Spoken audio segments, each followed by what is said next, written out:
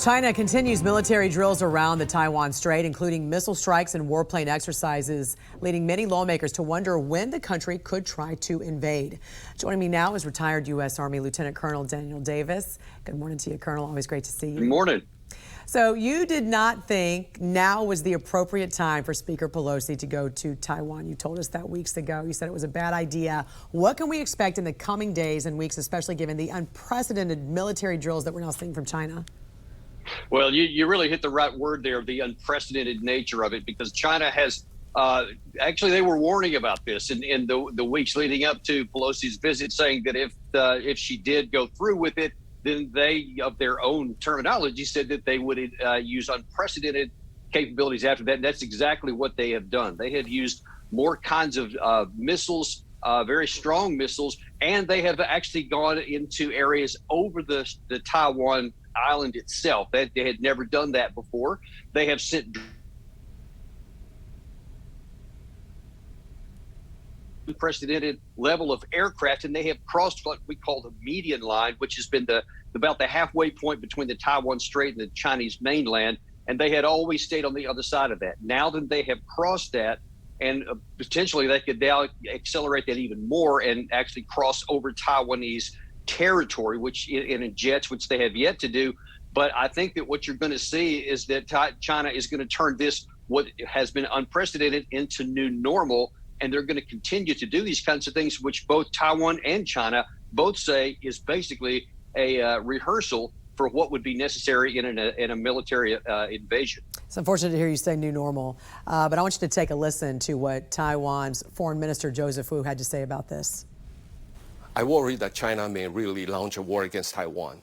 But what it is doing right now is trying to scare us. And the best way to deal with it, to show to China that we are not scared. But the big question, Colonel, does Taiwan have the capabilities to defend itself?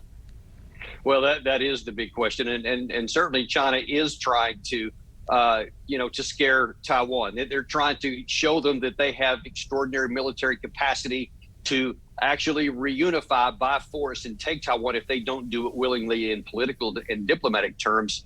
But unfortunately, my military assessment is that Taiwan doesn't have the ability to resist an invasion of China. At best, they can increase the cost of an invasion. They can extract a toll on the aircraft, on the Navy, et cetera, and the troops that may try to land. But they just don't have enough troops to stop China from coming, because China has been preparing for at least 2 full decades since the 1996 Taiwan Straits crisis. And today their capabilities are quite robust. We just have to be honest about that. What will be the U.S. involvement in this? And more importantly, what should be the U.S. reaction to this? Yeah, I like the way you phrase it. What should be? What might be? And the big question is, and it's been going back and forth really over the last 12, 18 months, many people in Congress especially are advocating that the United States get rid of strategic ambiguity, which has been in place since 1972, and it has helped keep the peace between the two parties in the Taiwan Strait and between the United States and China.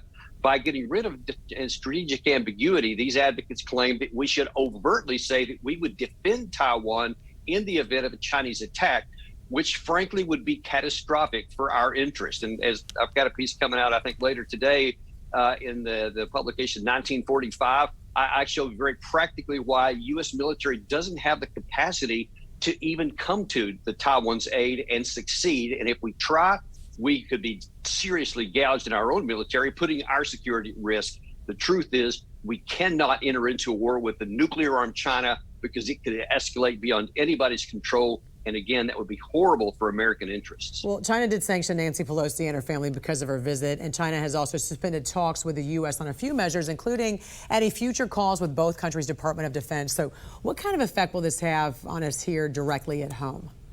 Yeah, that's one of the worries I have about this stuff. The unprecedented nature of some of the air flyovers and the missile drills and those kinds of things. That's just a slight increase of what they have been doing.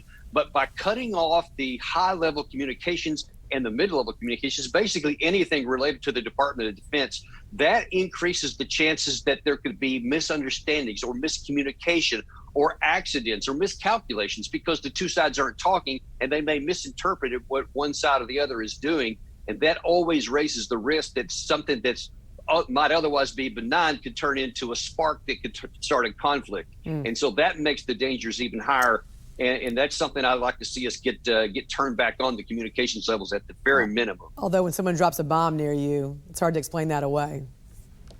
Well, it certainly is, but we would rather have it near them and not on them. And the longer we go here, the greater the risk of the latter, and that's what we have to avoid at all costs. Lieutenant Colonel Dan Davis, always a pleasure talking to you and getting your expertise. Thanks, Jan. Good to see you. Good to see you, my friend.